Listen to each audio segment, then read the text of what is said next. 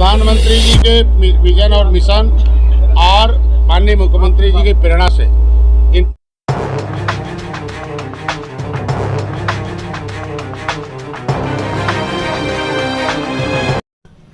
Global investor summit के संबंध में वार्ता करने बहराइच पहुंचे मंत्री संजय कुमार निषाद। जाने क्या कुछ कहा मंत्री संजय कुमार निषाद ने।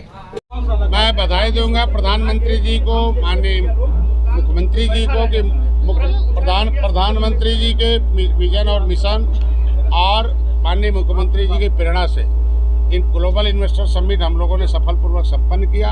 पूरे बहुत ढेर सारे देशों और पूरे देशों से, हमारे देश के कई प्रदेशों से लोग आए थे और ग्लोबल इन्वेस्टर समिट में उन लोगों ने एमओयू साइन किया। पहली बार है बहराइच में 166 लोगों ने एमओयू साइन किया है।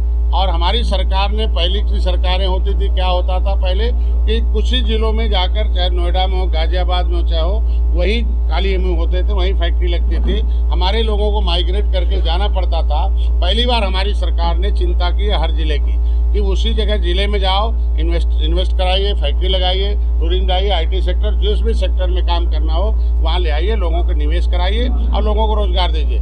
बहराइच में 166 लोग आए हैं, हर सेक्टर के लोग आए हैं, एग्रीकल्चर के, हॉर्टिकल्चर के, टूरिज्म के, फॉरेस्ट के, आईटी सेक्टर के, मेडिकल सेक्टर के, हर सेक्टर के लगभग यहाँ आए हैं और लगभग 16 सेक्टरों के लोग आए हैं। और मैंने यहाँ निर्देश जारी किया कि माननीय मुख्यमंत्री जी की मंशा है, अभी कैबिनेट में उन्होंने निर्देश जारी किया है कि जिस तीव्रता के साथ, जिस स्पीड के साथ, जिस त्वरित गति से अगर हम लोगों ने इन्वेस्टर समिट कराई है और एमओयू पर साइन कराई है, उसी तीव्रता से उद्योग बंधुओं के साथ बैठक भी हुई है और अधिकारियों के साथ सामंजस्य बैठा है। उसी तीव्रता के साथ हम लोग जमीन पर धरातल पर लाएंगे और लोगों को रोजगार भी कराएंगे और उनका निवेश कराकर, उत्पादन कराकर उद्योग के क्षेत्र में उत्तर प्रदेश में सर्वोत्तम प्रदेश बनाएंगे और बहराइच को 1 नंबर पर बनाएंगे। हमारी जिम्मेदारी बहराइच में जिला अभी हमारी सरकार ने तय कर ली है। उद्योग क्षेत्र में जो भी समस्याएं होंगी, चाहे रोड होगा, चाहे इलेक्ट्रिसिटी होगी, चाहे जल का स्रोत होगा, कोई भी होगा, चाहे उनके मैन पावर का होगा, ट्रेनिंग सेंटर होगा उनके लिए, चाहे आईटी सेक्टर का, जिस भी सेक्टर में होगा, आईटीआई का होगा, जो टेक्निकल होंगे, सारे सुविधाएं हम लोग देंगे।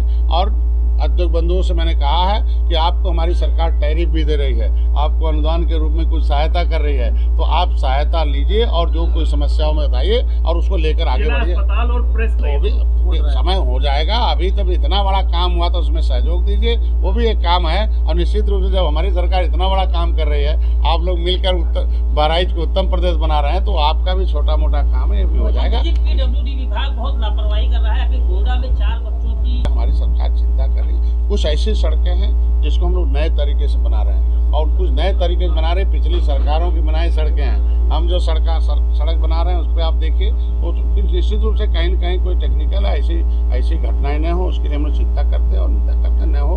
और मैं चाहता हूँ कि कोई भी विभाग हो, अब देखिए धीरे हमारे विभाग के कार्य प्रणाली, प्रशासनिक व्यवस्था, गुड गवर्नेंस है, कानून व्यवस्था और हमारी सरकार की नीतियों की देन है कि आप व्यापारी आ रहे हैं वापस, उनके हमारी नीतियों की देन है कि दुनिया के लोग अपनी सुरक्षा देख रहे हैं, हमारा पैसा अच्छा इन्वेस्ट होगा, हम सुरक्षित रहेंगे, आगे बढ़ेंगे।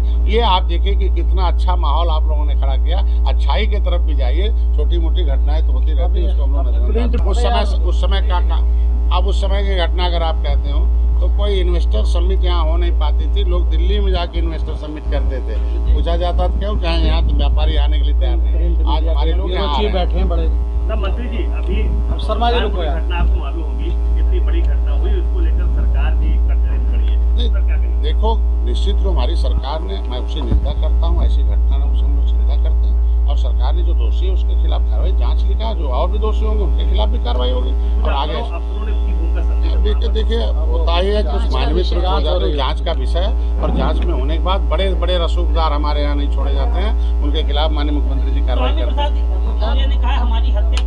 अरे स्वामी प्रसाद को जब जनता ने ढकेल के बाहर कर दिया तो ऐसे आदमी सुर्खियों में बने रहना चाहते हैं। उनके मित्र क्यों बनते जो धर्म के खिलाफ बोलता, अधर्मी आदमी को, अधर्मी आदमी के खिलाफ क्या जवाब कोई नहीं देता। मंत्री जी, अमृत योजना के तहत शहर की कोई भी गली नुक्कड़ ऐसा नहीं जो खुदा ना हो, इससे जनपदवासियों को कब नजर उस पर अभी पिछली बैठक में हम लोगों ने तय किया था कि जो भी कार्यदायी संस्था काम कर रही है उससे उसको रिपेयर कराया जाए और निश्चित रूप से उससे प्रभावित करें।